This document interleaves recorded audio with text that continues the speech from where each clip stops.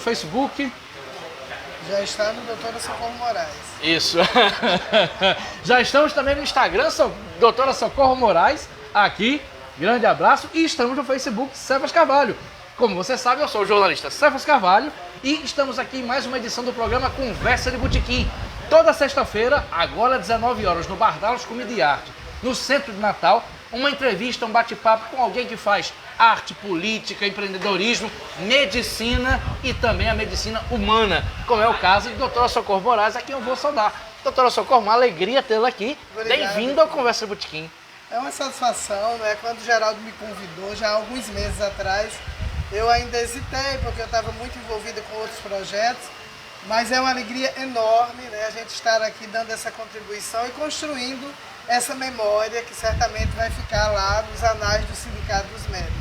Perfeito, nós é que agradecemos em nome da equipe, José Águio na filmagem e produção, Natália Chagas, assistente de produção e mídias sociais, e nós estamos aqui o apoio logístico Lula Belmont no Bardalos Comida e Arte. Os dois lembretes de sempre, o programa é 100% interativo, quem quiser assistir vem pro Bardalos, já tem gente assistindo aqui, daqui a pouco eu mando um abraço para todo mundo que está aqui, pode vir aqui, quem estiver aqui, come alguma coisa, bebe alguma coisa, alcoólica ou não, uma água, um suco, a sopa daqui é maravilhosa, a omelete também, e você pode fazer perguntas para o Doutor Socorro, e quem está assistindo pelas mídias também pode fazer perguntas que eu vou passando aqui para a Doutora Socorro. Agradecer aos nossos apoiadores, daqui a pouco eu digo um por um, mas vamos começar o bate-papo. Doutora Socorro, tem um monte de perguntas para fazer. Já entrevistei a senhora antes, sim. Na PNTV, Potiguar Notícias, acompanha o seu trabalho. A senhora trabalhou em Parnamirim, onde eu trabalhei por muito tempo, no Potiguar Notícias, do saudoso Pinto Júnior.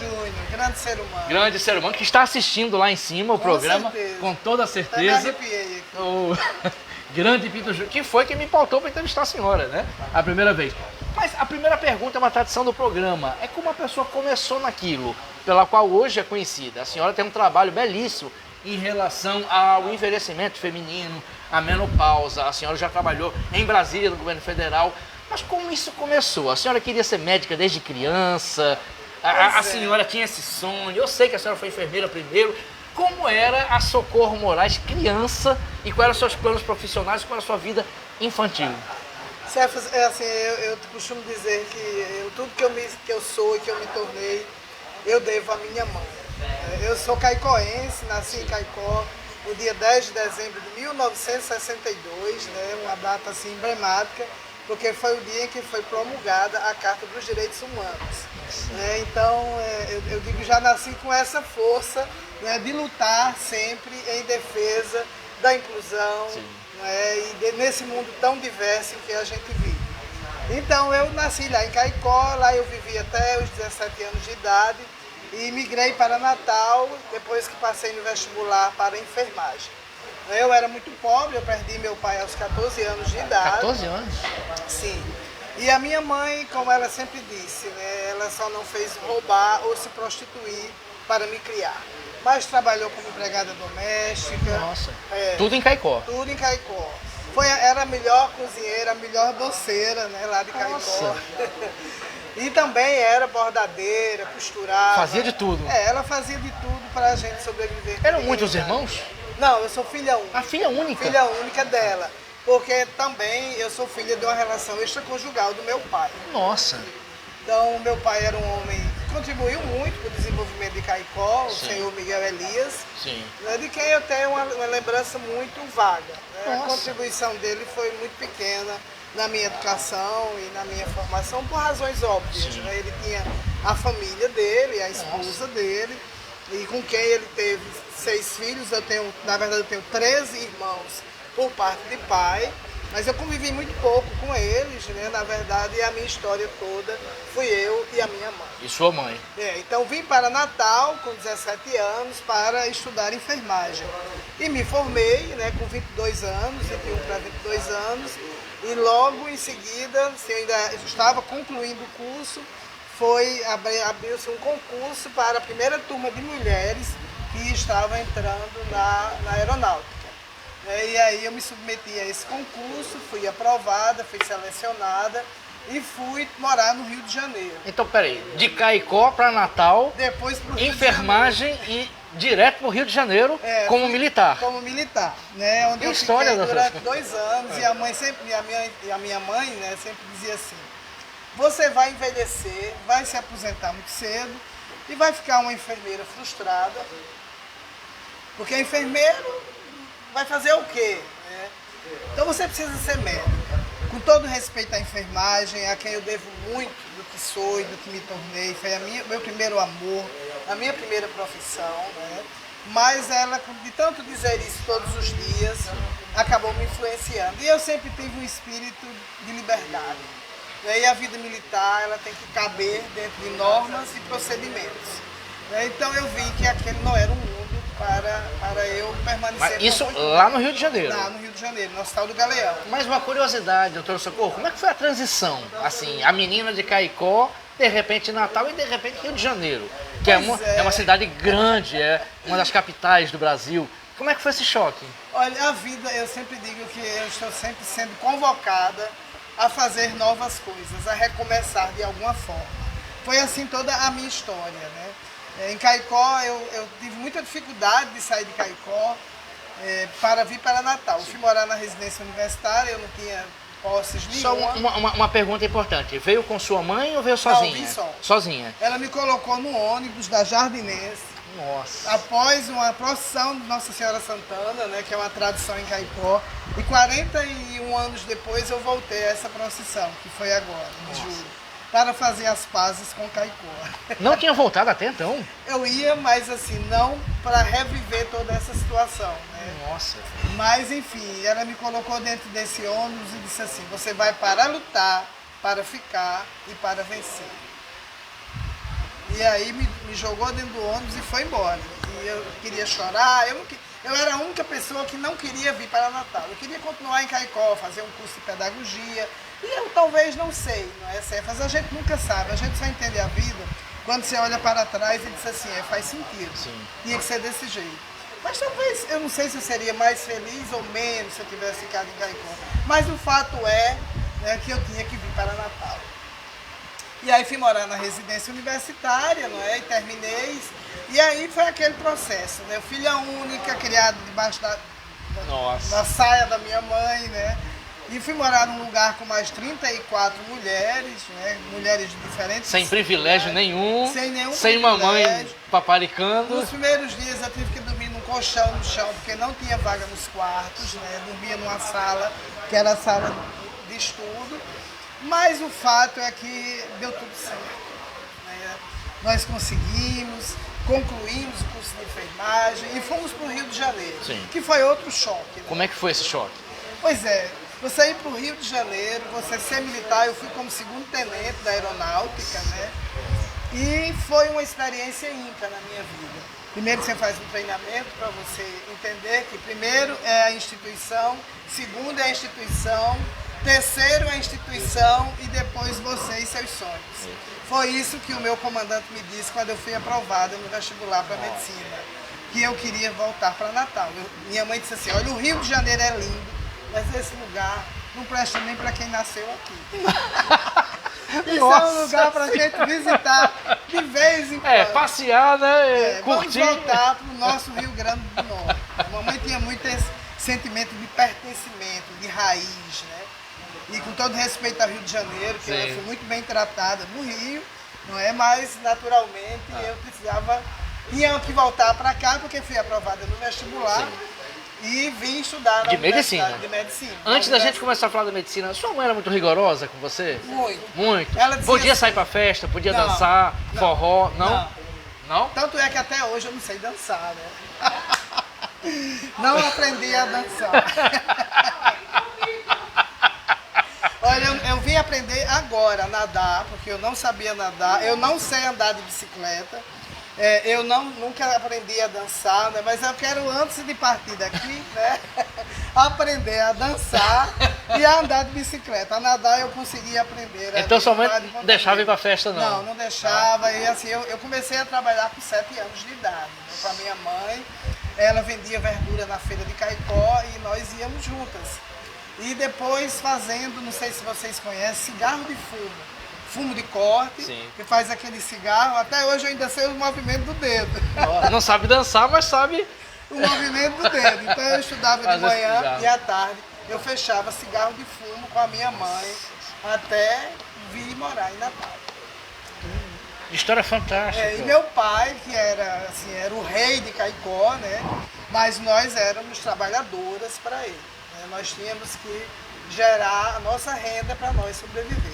Doutora Socorro, já que a senhora falou disso e com toda a delicadeza, a senhora encontrava seu pai, esbarrava com seu pai na cidade? Encontrava no sábado, né? A feira de Caicó é no sábado, então aos sábados nós íamos prestar contas a ele e receber o soldo do suor do nosso rosto, eu e ela. Né? E eu, assim, até 14 anos de idade, Cefas, meu papo é muito reto. Sim.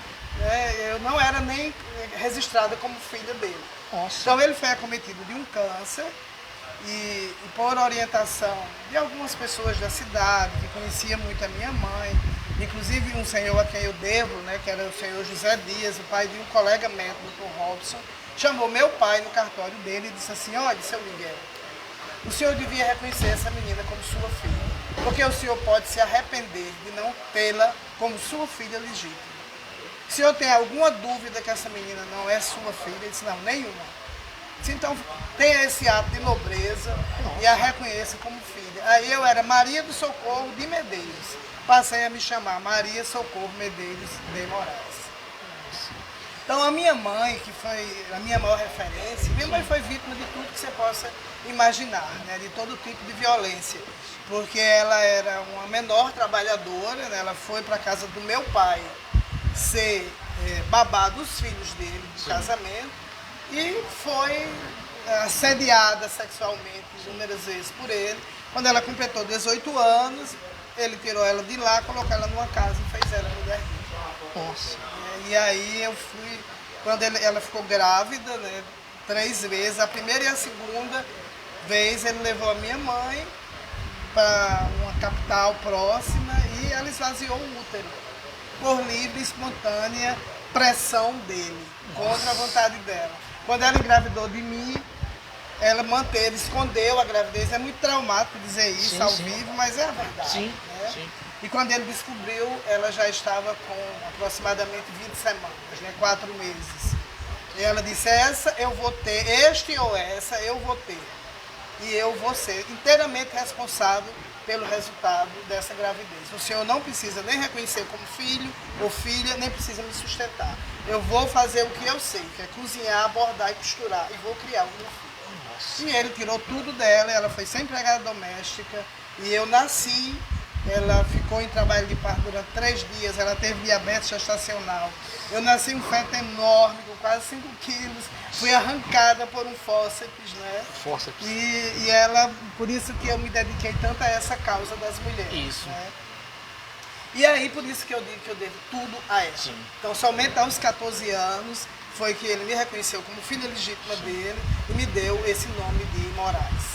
Nossa. Mas assim, não, isso é uma parte da minha vida que eu já resolvi, mas quando eu digo que fazer as pazes com Caicó, né, é que eu fui vítima de muito preconceito em Caicó, eu e a minha mãe. Então eu sei, Cefas, o que é miséria, eu sei o que é violência, eu sei o que é preconceito, eu vivi tudo isso. Mas graças a eu acredito muito em Deus, não é questão de religião, mas eu acredito claramente que quando Deus tem um propósito e você luta por isso, você chega onde você quiser chegar. E minha mãe dizia assim: você um dia ainda vai ser uma grande autoridade nesse país. Eu pequena, assim, fechando cigarro de fumo. Né? E aí eu realmente fui. E foi. Secretária Nacional do governo federal. De promoção e defesa das pessoas idosas. E fui, representei o Brasil na Assembleia Geral de Assuntos Sociais da ONU, entrei em Nova York como chefe de Estado. Então, quando eu fiz isso, eu me lembrei claramente, eu olhava assim, parecia que eu estava vendo a minha mãe sorrindo e dizendo: tá vendo? Tudo deu certo. E deu Nossa, certo. Então, assim, hoje com 62 anos, né, eu até me emociono, obrigada pelas palmas, né, quando eu falo disso. Sim. Mas eu acho que é possível transformar, é possível ir além. Basta você acreditar né? Segurar firme na mão de Deus e seguir em frente. Nossa, depoimento forte e lindo. A gente vai continuar e vai fazer links disso tudo até chegar na questão da defesa, né, das mulheres das mulheres de maneira geral. Mas, doutora Socorro, para aquela brincadeira, né, com o doutor Geraldo que eu falei, da linha temporal. Sim. Aí a senhora resolveu fazer medicina, passou. Como é que foi o curso de medicina? Olha, não foi fácil, porque eu fiz medicina trabalhando, né? Eu fiz concurso para o Estado, então eu dava plantão no Hospital Clóvis Sarinho, na urgência. Eu fiz, na época também passei num concurso federal, e aí fui trabalhar no IFRN, antigo, na época era ETFEN, Escola Técnica Federal do Rio Grande do Norte, como enfermeira. Porque aí, quando eu larguei esse emprego da aeronáutica para vir para Natal, e eu olhei para minha mãe e disse assim, mãe, a gente vai ter que começar tudo de novo. E ela disse, sempre vamos ter que começar tudo de novo. Nossa. Mas vamos... Sua mãe era uma filósofa, ela né, Socorro? Ela impressionante mulher... as histórias que você está contando. Muito. E assim, tem coisas dela, assim, nossa, que ela dizia muito isso, né? A gente só não vai dar certo se a gente não acreditar. Eu acho que o sofrimento ensina muito as pessoas, né? E eu digo muito que ela se reeditou, né, através de mim. Aqui nós temos uma amiga, a doutora Chaguinha, Dona Nancy, que conheceram ela de perto. Conheceram ela? Indo lá para Parnamirim. Eu dava plantão, teve uma época que eu dava muito plantão em Parnamirim, e ela ia, às vezes, no domingo à noite, levava os meus 2 filhos, né, que eu criei meus filhos praticamente sozinha, e ela ia para lá para a gente jantar, levava uma pizza, mas para criar esse aconchego de família, né.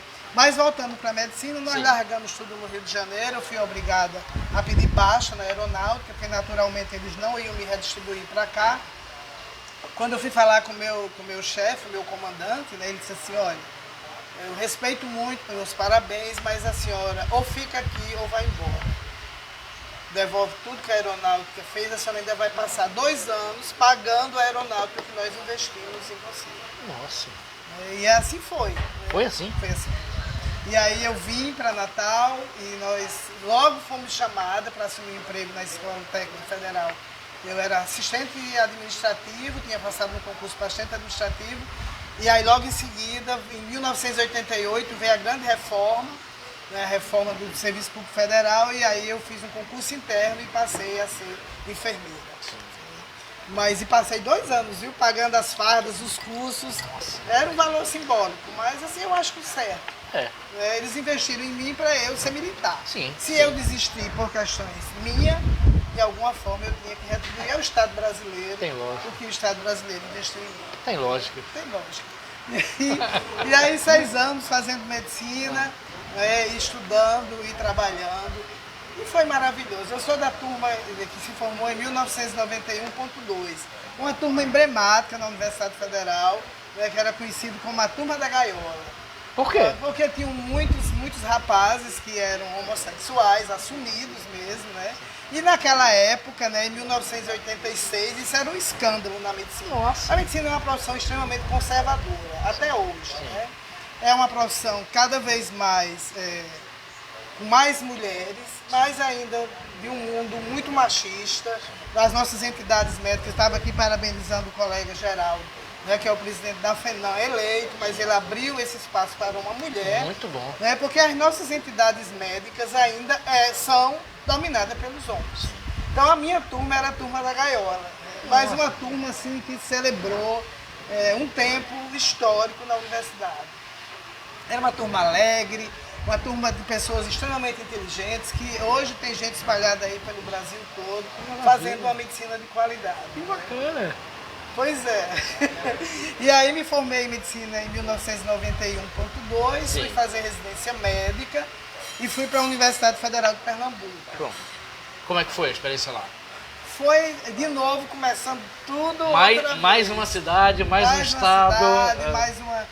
Nessa época eu já era casada, né, com o pai dos meus filhos, e não foi fácil. Né? Terminou numa separação e depois, alguns anos depois, eu voltei para ele e tive os filhos dele. Teve essa história também.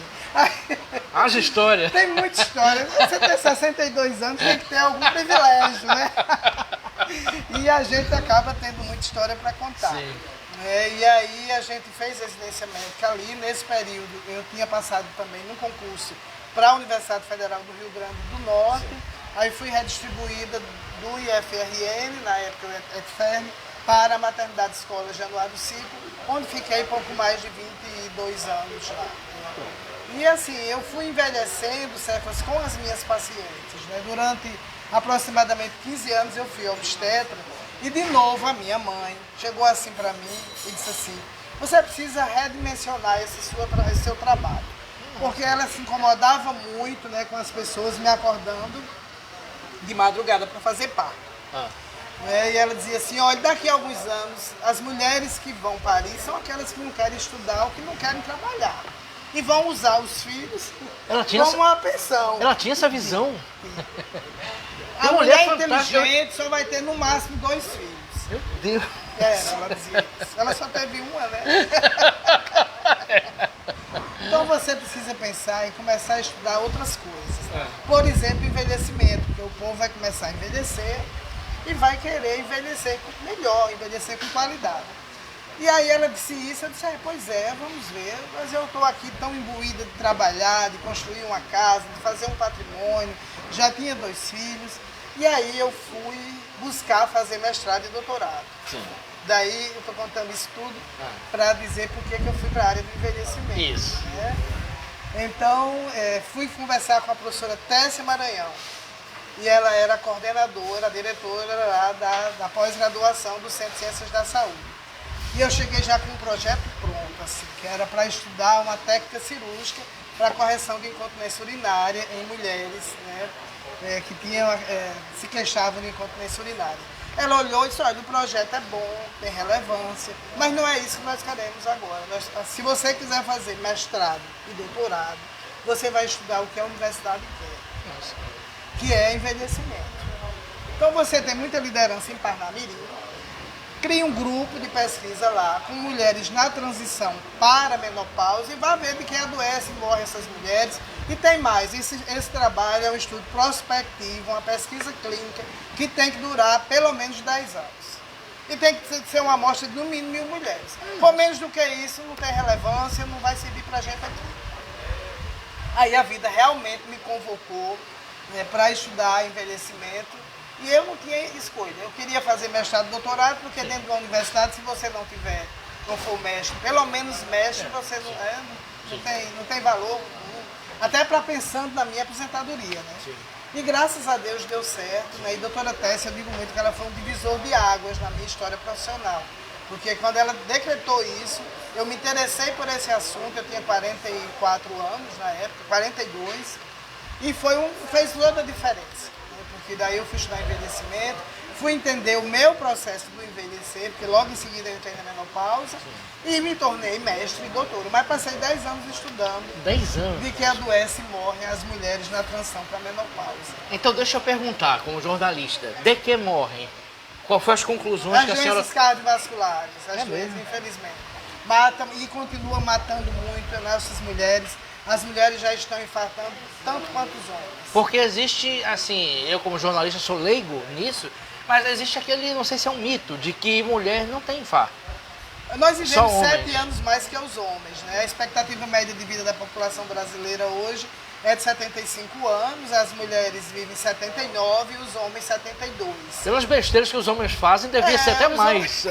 Os homens não vão em serviço de saúde, demora... Homem briga, não vai, eu tenho dificuldade em ir, homem briga em trânsito. As mulheres são mais usuárias de serviço de saúde, bem mais. Mas infelizmente elas, por exemplo, eu estava vendo o resultado da última pesquisa por amostragem de domicílio, 56, quase 57% das mulheres 60 mais são hipertensas. Nossa. E 24% são diabéticas. Nossa, são números altos, doutor Socorro. Então, assim, elas vivem mais, nós vivemos mais, mas envelhecemos mal. Precisamos mudar isso. Então, as mulheres adoecem das doenças cardiovasculares e morrem das doenças cardiovasculares ou de câncer. Nossa. Ainda. E em relação à saúde, doutor Socorro, assim, eu como jornalista, eu leio matérias, não tanto sobre saúde, mas mais sobre comportamento e sociologia. de que as mulheres envelhecem hoje de uma forma diferente dos anos 80, diferente de nossas mães, avós. Como é que a senhora vê aplicando a questão da saúde e também a questão comportamental e sociológica desse envelhecimento hoje? Isso tem impacto uma coisa na outra? Sim, com certeza. Eu acho que as mulheres hoje conquistaram um espaço muito importante. Né? Todas as mulheres, de todas as classes sociais. Né? Lógico que as mulheres, as invisíveis, as mulheres negras, as mulheres periféricas, essas têm um pouco mais de dificuldade. Né? Existem muitas formas de envelhecer no Brasil. Nesse Brasil de muitos Brasis. Né? Mas no todo, no geral, né, nós mulheres avançamos muito, nós temos hoje referenciais no que se refere às políticas públicas, ao avanço na parte judiciária, né, que garante muitos direitos às mulheres. Né? E as mulheres querem viver, elas entenderam que a vida não se resume a um casamento, a você ter filhos, a você produzir, né, produzir mais-valia, trabalhar, e adoecer e morrer. Então, mulheres que, como eu, depois dos 50 anos, os filhos já criados, eu tenho 2 filhos, né? Um mora em Brasília, a outra está terminando medicina veterinária e mora aqui em Natal. A gente quer se refazer, a gente quer se recolocar, a gente volta para a pista, né?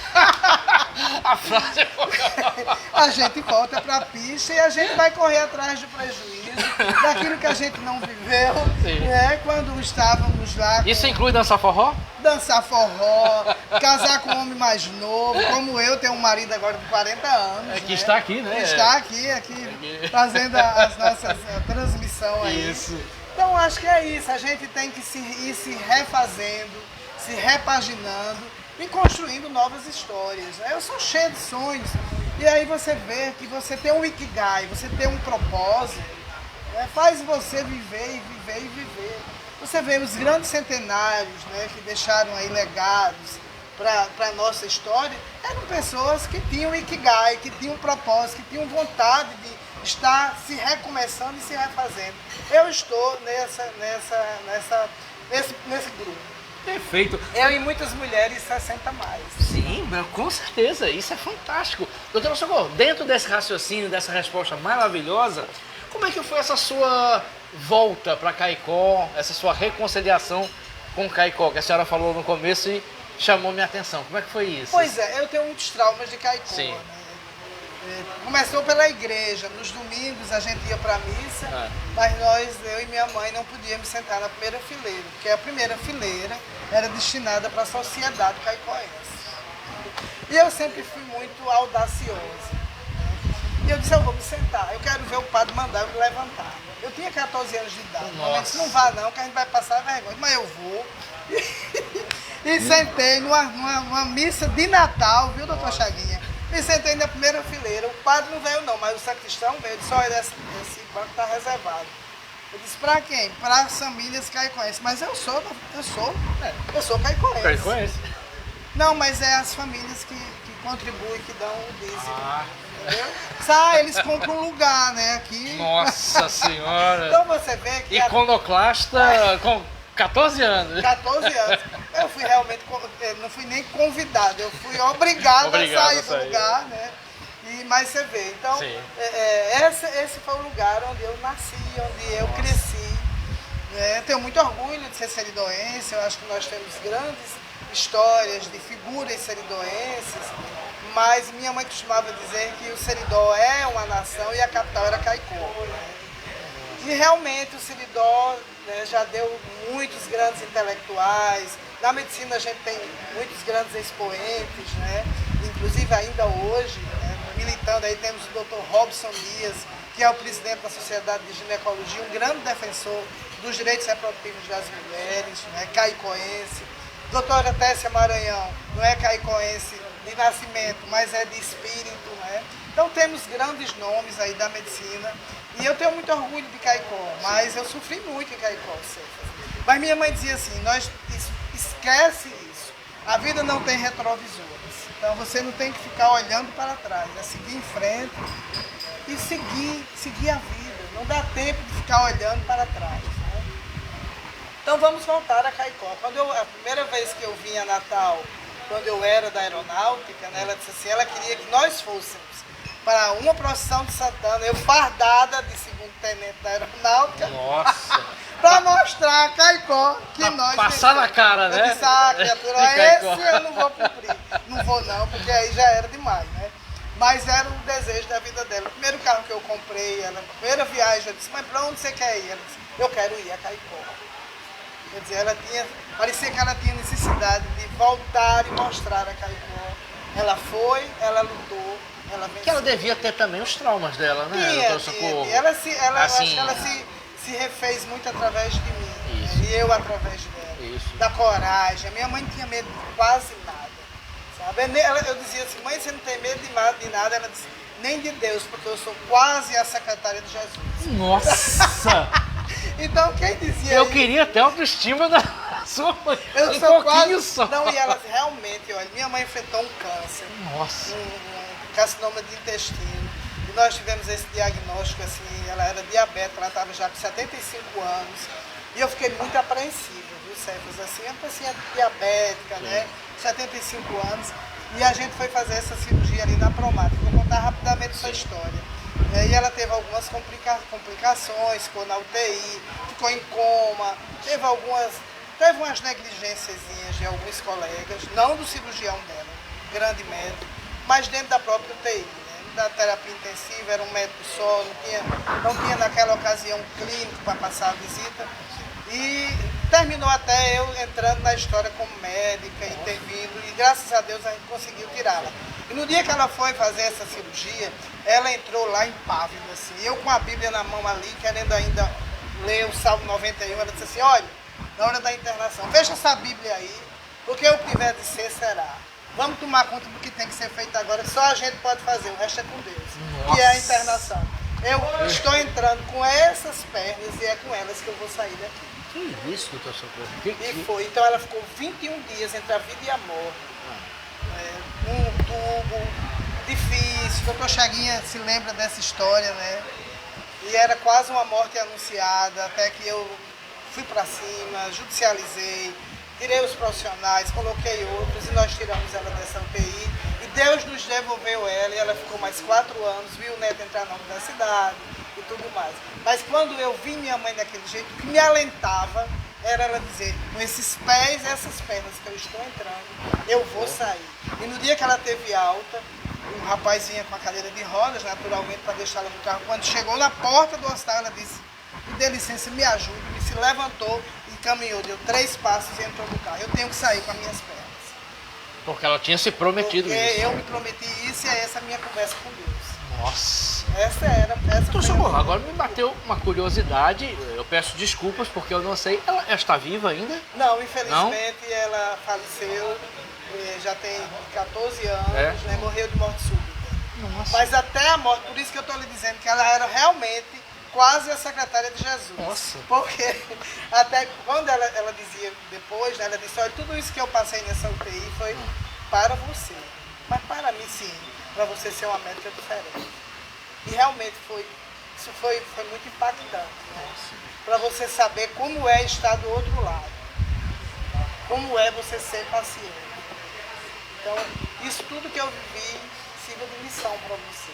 Para você ser uma médica mais humanizada, mais perto dos seus pacientes, mais presente. Nunca deixe um paciente lhe esperando por mais de 4 horas. Se não puder ir, providencie alguém. Não deixe. E realmente eu carreguei isso. Tenho carregado isso. Ela conseguiu lhe ajudar até enquanto até na formação de médica. Morte, quase, né? Meu Deus. Mas enfim, ela no dia em que ela faleceu, certo? Aqui em Natal. Aqui em Natal. Ela sempre teve a casa dela. Né? Embora ela vivesse muito na minha casa, mas ela disse, eu preciso ter a minha casa, tinha que ter um lugar para chamar de meu. Né? E aí ela chegou na minha casa cedinho, eu estava saindo para a academia, 5h30 da manhã. Eu disse, vixe Maria, caiu da cama? Ela disse, não, hoje o dia é curto. Foi o dia que ela faleceu. Nossa. Então ela foi na Ceasa, fez a feira. Ela disse, hoje o dia é curto. Hoje o dia é curto. Foi à tarde na escola da minha filha, participar da reunião de pais e mestres. Foi no salão, fez as unhas, jogou o shampoo cinza no cabelo dela, fez uma escova e às 19h40 ela faleceu. Morte súbita. Preparou o meu jantar, me ligou, eu disse, mãe, ainda estou terminando, ainda tenho 3 pacientes. Eu estava atendendo lá em Parnamirim.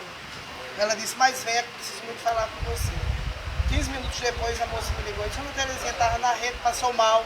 E quando nós chegamos, eu chamei SAMU, chamei o médico, e um grupo de médicos, né? O doutor Sami, que infelizmente faleceu do Covid, um grande médico, um grande cirurgião, foi quem atendeu a minha mãe. Fez de tudo. Mas infelizmente tinha chegado a hora dela. Mas eu estou dizendo isso tudo para dizer que até a morte que ela pediu a Deus, ela teve. Foi uma morte sua. Precisa ter prestígio com Deus. Não é? Era a secretária, né, de Jesus. Secretária de Jesus, naturalmente. Como ela dizia, eu não vou agonizar em praça pública. Eu não vou morrer aos poucos. Que maravilha. Obrigado, Águio. E tem pergunta e comentário aqui, doutor Socorro? Carlos Lima, diagramador, jornalista. Boa noite, muito sucesso para vocês. Obrigado, Carlinhos. É o famoso Carlinhos Bem-TV. Marluce de Souza, parabéns. Uma entrevista extremamente rica em informações, não somente para as mulheres, mas para todos. Que bacana. Obrigada, Marluce. Valeu, e vamos falar mais sobre isso. Doutora Socorro, vamos falar, a gente vai chegar já. Opa, muito obrigado. Águio, obrigado. Eu aqui na água. Pronto. Evitando, depois que eu li aí um trabalho dizendo que a Sociedade Brasileira de Geriatria e Gerontologia indica álcool por causa das demências. Diga isso aí, não. Eu tenho reduzido, mas eu gosto de uma cervejinha e de um bom vinho. Né, doutor Geraldo? Tomamos algumas vezes um bom vinho em Brasília. E um álcool moderadamente é bom também, né? Eu acho que tem que ter. A gente não pode levar a vida tão a sério. Né? Eu acho que a vida já é tão... Já cantou Chico Buarque também, sem a cachaça, no sentido figurado, ninguém segura esse rojão. Ninguém segura esse rojão, isso é verdade. Doutora Socorro, vamos falar de Parnamirim. A senhora teve um impacto em Parnamirim, foi quando eu lhe conheci e lhe entrevistei no Potiguar Notícias. Como é que foi seu trabalho em Parnamirim, com as suas lembranças que a senhora tem? Olha, durante muitos anos Parnamirim foi a minha primeira casa, né? Porque eu passava mais tempo em Parnamirim do que na minha própria casa. Foi uma cidade que me adotou como filha, né? Foi uma cidade onde as mulheres acreditaram na minha proposta de pesquisa e fizeram de mim mestre e doutora. Foi para Parnamirim que eu levei a primeira faculdade de medicina privada do Rio Grande do Norte, a Universidade Potiguar, na gestão de Agnello Alves, né, contra tudo e contra todos, né? Doutor Chaguinha me relembrou isso. Né? Exatamente, conversamos aqui antes de começar o programa. Pois é. E assim, contra tudo e contra todos. Uma rede que era de saúde apenas, foi transformada numa rede de ensino. Sim. Mas eu muito me orgulho disso. Nós formamos eu consegui ainda, como coordenadora do curso de medicina, formar 3 turmas. Eu, o professor Ion, a professora Graça Araújo. Depois a professora Graça saiu, mas o professor Ion ficou comigo. Depois eu saí, o professor Ion continuou. Formamos grandes médicos humanizados, dentro de Parnamirim. Eu tenho muito orgulho de dizer isso, que a primeira turma de medicina, no primeiro dia de aula, nós levamos esses meninos para as unidades básicas de saúde. Por quê? Eu me formei num curso de medicina em que o primeiro dia de aula, Cefas, era no anatômico, uma mesa aqui e um cadáver em cima, como a maioria dos meus colegas. Né? E a gente se forma médico para cuidar de pessoas, não é de doenças, né? E nem de cadáveres. De cadáveres. Então nós quisemos mudar esse jeito. Como dizia minha mãe, o fim depende do começo. Então nós começamos levando esses meninos dentro de um ônibus para as unidades básicas de saúde, para eles verem onde o povo vive, onde as pessoas adoecem e morrem. Nossa. E o SUS, esse grande sistema de saúde que nós temos, que é também o grande organizador da formação de recursos humanos desse país, precisava ser cenário de escola para esses meninos. E foi uma ousadia muito grande, né? Porque nós fizemos isso em 2006 e deu certo. Viu? Até hoje continua, mudou muito o projeto pedagógico do curso, mas foi graças a Parnamirim, ao acolhimento dos profissionais, da população, da gestão, na ocasião de Agnello, depois continuou com o ex-prefeito Maurício Marques, que a gente conseguiu deixar esse legado para essa juventude que se formou médico, entre eles os filhos, né? O programa de aprendizagem e atenção básica, né, dona Nancy? Exatamente, foi, né? E serviu mesmo. E serviu mesmo.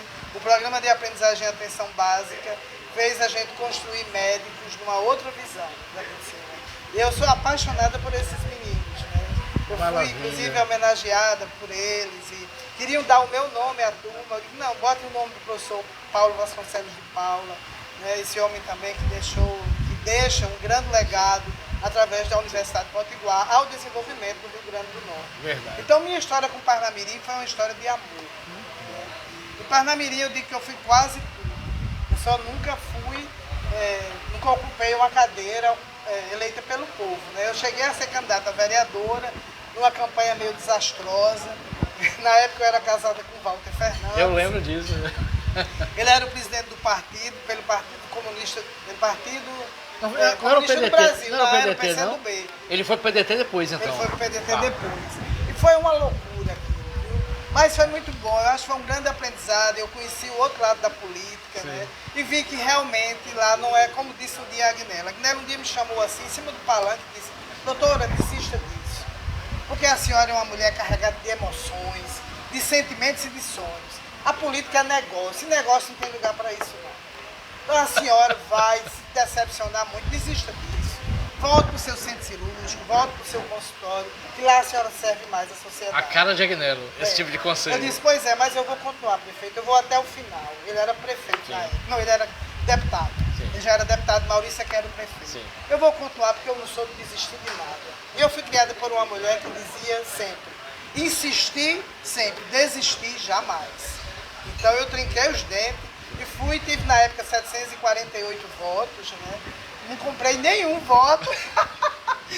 Quem votou em mim, votou... Nem todos podem dizer a mesma coisa. E assim, eu sou muito grata a Parnamirim, né? Assim, eu tive alguns dissabores, né, nesses últimos anos, por questões de ordem política. Eu praticamente fui convidada a me retirar do cenário do serviço público de Parnamirim por essa gestão que, graças a Deus, vai terminar, né? E que prestou um péssimo serviço à atenção à saúde da população parnamirense. É a sua avaliação? Em especial as mulheres, sim. É mesmo? Sim. Em especial as mulheres parnamirenses. Passou-se 4 anos sem se fazer uma cirurgia eletiva em Parnamirim. É mesmo? A operação fura-fila não deu em nada. E a gente sabe por como eu me distanciei um pouco de Parnamirim, eu não sei exatamente como... Essas pessoas não foram operadas. A gente sabe por quê. Eu passei lá durante 2 anos tentando operar uma paciente e não conseguia. Trazia aqui para a maternidade e fazia cirurgia. Então eu acho que assim, a política é o lugar para a gente fazer o bem à sociedade. Infelizmente, nem todos que lá estão pensam assim. Mas assim, não é nada pessoal, aqui eu não tenho nada contra ninguém, pessoalmente, né? Mas eu comecei a ir ao Ministério Público sabendo que eu não conseguia. A senhora está falando enquanto gestão, enquanto administrativo. Do ponto de vista pessoal, não tenho nada contra ninguém. Sim. E aí, assim, eu tentava operar as doentes, não conseguia. Dizia, não, é porque tem uma fila que é o Ministério Público que regulariza. Eu digo, mas não é possível. Embora, em alguns momentos, realmente o Ministério Público se metia muito na gestão. Né? Aí quando eu fui lá, disse, não, aqui não tem lista nenhuma e não existe isso não. Aí começou muita confusão, eu tive que judicializar. As 2 últimas cirurgias que eu fiz lá foi precisei judicializar. Eu judicializei para operar as doentes.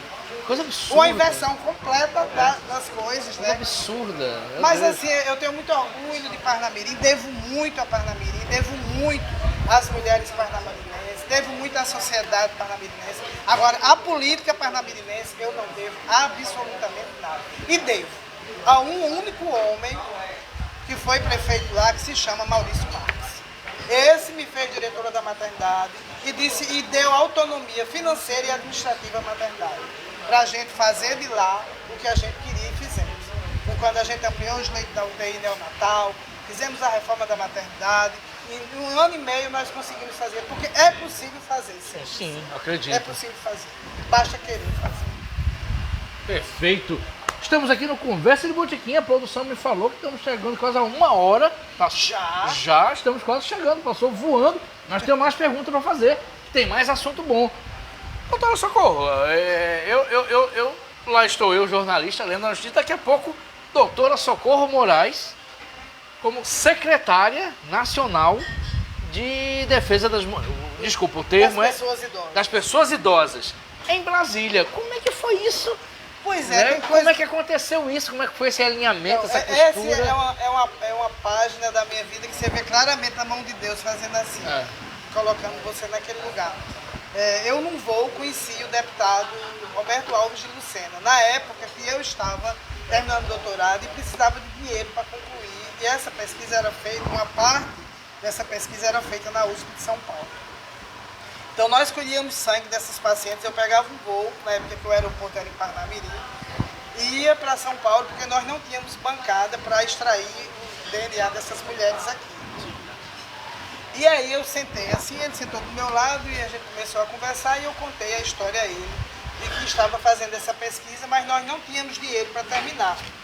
Aí ele disse, olha, eu sou deputado federal pelo estado de São Paulo, e eu me interesso muito por essa pauta do envelhecimento. A senhora vá no meu escritório lá em São Paulo e leve esse projeto que eu vou colocar uma emenda para a senhora concluir sua pesquisa. E foi aí que eu conheci esse senhor. Ele não é daqui do Rio Grande do Norte, a família dele, Lucena, é da Paraíba, sim, mas ele tinha vindo aqui porque na época ele veio apoiar um candidato, acho que até alguém da família Jacob. Né? E aí foi assim que eu conheci o deputado. Foi ele que fez o projeto de lei que criou a secretaria. Isso. E quando a secretaria foi criada, ele lembrou de mim, pediu meu currículo, mandou o meu currículo com mais de 8 pessoas e fui eu que fui agraciada e nomeada. E eu digo assim, eu dormi médica e acordei secretária nacional. E eu nada sabia de direitos da pessoa idosa. Nossa! E uma secretaria especial, né? Uma secretaria que tinha uma relevância muito grande. Era uma secretaria que fazia 4 anos que os movimentos sociais reivindicavam. Né? Então, no dia que eu tomei posse, né, eu fui sabatinada na Câmara, fui sabatinada na Comissão de Constituição e Justiça e fui para o Ulisses Guimarães tomar posse. E aí eu senti o peso da responsabilidade do que hora eu assumia. Os movimentos sociais lá, todos presentes, esperando de mim algo que fizesse a diferença na vida das pessoas. Eu fiquei 184 dias no cargo, foi o maior aprendizado da minha vida. Então, em termos de gestão, quanto de envelhecimento. Então foi assim que eu me tornei secretária nacional. Nossa, a experiência deve ter sido realmente... Foi, eu entrei, não sabia nada, mas o que gritava, né, era a violência contra a pessoa idosa naquele momento e a falta de recursos. Nós não tínhamos recursos, nós tínhamos naquela ocasião um pouco mais de 5 milhões para fazer toda a política de envelhecimento do Brasil e eu era a primeira secretária. E aí eu fiz logo lá uma reunião com todos os delegados de polícia das capitais brasileiras para entender essa pauta da violência e o Ministério Público. E isso foi realmente o que me ajudou. E também o São Paulo foi muito importante para o meu crescimento e para a minha gestão lá. Não foi nem o Rio Grande do Norte. Daqui do Rio Grande do Norte só teve um deputado, o deputado Felipe Maia, que me procurou quando soube que era uma potiguar que estava na cadeira, sentada. Ele foi lá e colocou o mandato dele à disposição da nossa secretaria. Foi o único parlamentar do Rio Grande do Norte naquela época. Perfeito. Estamos aqui com a doutora Socorro Moraes, uma conversa maravilhosa. Por mim, eu ficava aqui até 11 da noite, mas tenho que liberar, a senhora tem que liberar o palco. Daqui a pouco tem show de Jaina Elne, cantando Maria Bethânia, aqui no Bardalos. Gente, então eu vou ficar. Olha, fã de Maria Bethânia. Pronto, olha aí, vai virar fã de Jaina Elne. Vou acabar tomando cerveja. Olha aí, conversa de botequim nunca falha.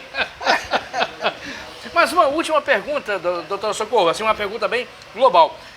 A senhora falou muito na questão de envelhecimento com qualidade para as mulheres, questão de menopausa. Uma mulher que está já chegando numa faixa de idade, 45, 50, indo para os 60, mulheres que querem saber mais, elas devem procurar, elas procuram uma profissional, como elas devem proceder, como elas tirar dúvidas, como é que a senhora orientaria? Porque eu sei que devem estar também assistindo. A gente hoje tem um projeto de lei que já passou em todas as comissões do Congresso Nacional e nós ajudamos a redigir esse projeto de lei, que é de um senador lá de Roraima, Messias de Jesus, que o Sistema Único de Saúde vai ter um ambulatório especializado em climatério e menopausa em todas as capitais brasileiras, né? E nós não temos. As mulheres na transição para a menopausa, que é a fase mais difícil, aquela fase em que elas ficam muito sintomáticas, acaba a menstruação, e a falta dos hormônios gera muitas alterações, elas ficam perambulando, né? Batendo de porta em porta, buscando uma solução, mas nós vamos ter atendimento especializado para isso. E eu também criei um fórum, eu e a doutora Maria do Carmo, uma socióloga lá de São Paulo, né? Hoje eu digo muito que eu faço mais sucesso em São Paulo do que no Rio Grande do Norte, São Paulo e Brasília. Então nós criamos um fórum permanente de defesa dos direitos das mulheres idosas, das mulheres 40, 50, 60 mais, né? E os homens também precisam se cuidar, hein? Os homens que lutam. Boa, isso. Então, agora uma pergunta, assim, e eu faço meia-culpa aqui, público e ao vivo. Realmente o homem tem dificuldade em procurar médico. Tem sim. Eu já fiz exame de próstata, mas muitos amigos meus têm problema com isso até hoje, porque é um tabu infantil, mas amigos meus com 50, 60 têm. Por que mulheres não têm esse medo de cuidar da saúde e procurar ajuda e homens têm? Por quê? Eu acho que porque as mulheres logo cedo elas são treinadas para isso, né? Elas são treinadas para levar os filhos para a unidade básica de saúde, durante a gravidez. Então as mulheres são as líderes. Elas ficam em casa cuidando da família. O menino adoece, não é o pai que vai levar para o hospital, é a mãe. É a mãe. Hoje já são os pais, graças a Deus. Né? Hoje a gente vê muitos homens na consulta do pré-natal. Eu não faço mais pré-natal, mas ainda alcancei os homens indo para o pré-natal com as mulheres. Eu acho isso muito bacana, essa discussão da paternidade participativa e responsável. Então, as mulheres, os homens não foram preparados para isso. O homem é preparado para ser o machão, o provedor, né? O dono da casa, mas que não se cuida. E quando eles procuram, os diagnósticos já são tardios, né? E aí já não tem muita coisa para se fazer.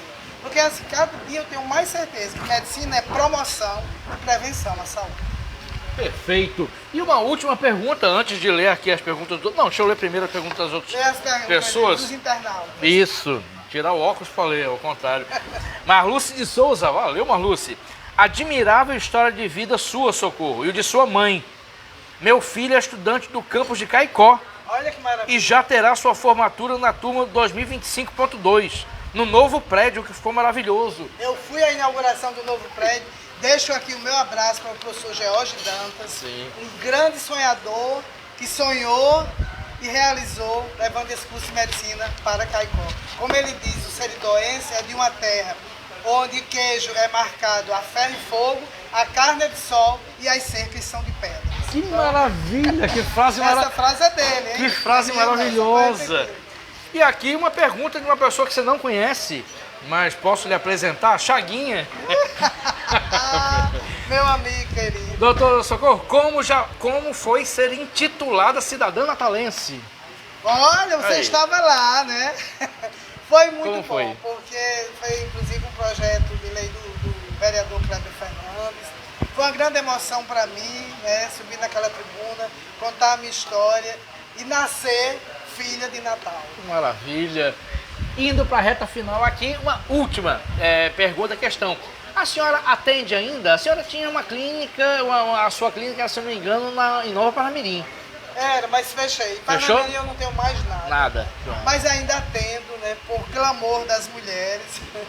Ainda vou uma, 2 vezes por mês, né, porque hoje eu me divido muito entre Natal, Brasília e São Paulo, né, porque faço consultorias, inclusive dou algumas contribuições na ONU Mulher como consultora sênior, né, nessa construção do envelhecimento feminino, de políticas públicas, não só para o Brasil, mas para a América Latina. E em São Paulo, como médica nutróloga que sou, eu faço parte da Associação Brasileira de Nutrologia e a gente tem muitas reuniões, congressos, dou aula no curso nacional de nutrologia, mas ainda atendo em Parnamirim e tenho o meu instituto, que é chamado Instituto Ser Melhor, né, que funciona em Natal, aqui em Candelária. Perfeito. E atendo muita gente em Parnamirim, atendo no 0800, tenho o maior prazer que as pessoas vão ao meu consultório. Eu já atendi numa associação, mas queria usar isso politicamente. E eu acho que, embora a política seja, como eu já disse, o lugar para se fazer o bem, infelizmente tem muita gente lá dentro que querem fazer qualquer coisa, menos o bem coletivo. E eu não empresto meu nome para isso. Muito bem. Estamos aqui na reta final do Conversa Botequim maravilhoso, Dr. Socorro Moraes. Agradecer a todo mundo que está aqui, a equipe, José Águio na filmagem e produção, Natália Chagas, assistente de produção e mídias sociais, Lula Belmont, o nosso hostess aqui, o nosso querido dono do Bar Daus Comida e Arte. Agradecer aos apoiadores, a Noreg, a Durne Sindicato, Simmed, aqui representada pelo presidente Geraldo Ferreira, Sindipetro, Sindilimp, Max Mail, IP Editora e Cachaçaria Morim. E por falar em Cachaçaria Morim mandou para a senhora uma cortesia, uma cachaça artesanal Triunfo. Opa, muito obrigada. Olha, eu quero agradecer em especial. Muito obrigada, Cachaçaria Morim. Vou tomar uma caipirinha. Olha! Quero muito agradecer ao meu amigo Geraldo Ferreira, companheiro de muitas lutas, né? Inclusive ali em Brasília, em defesa dos profissionais médicos, né? Geraldo escreveu um longo capítulo aqui em defesa dos médicos do Rio Grande do Norte, né? Sacrificando muito a vida pessoal dele. Tá ali a esposa dele balançando a cabeça e dizendo que sim. Márcia aqui, doutor Geraldo, Chaguinha, Nancy, Glaucio, Manuelzinho chegou agora. Olha aqui, muita gente bacana aqui. Mas eu quero parabenizar o doutor Geraldo, né, por todo esse trabalho que ele tem feito em defesa, né, da carreira do médico, em defesa dos médicos do Rio Grande do Norte. Né? E agradecer, viu, Cefas, a você, pela segunda vez você me entrevista.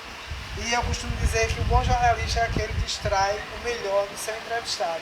Não sei se você conseguiu extrair, porque eu sou uma entrevistada pequena, né? Mas pelo menos me emocionou muito. Eu fiquei emocionado. Vivendo a história da minha mãe, Sim. que eu acho que 50% da nossa conversa foi em torno dela. Para você, Terezinha, sempre tudo, a quem eu devo tudo, que me tornei. Eu, Bruno e Bruna, meus dois filhos. Que maravilha, uma salva de palmas.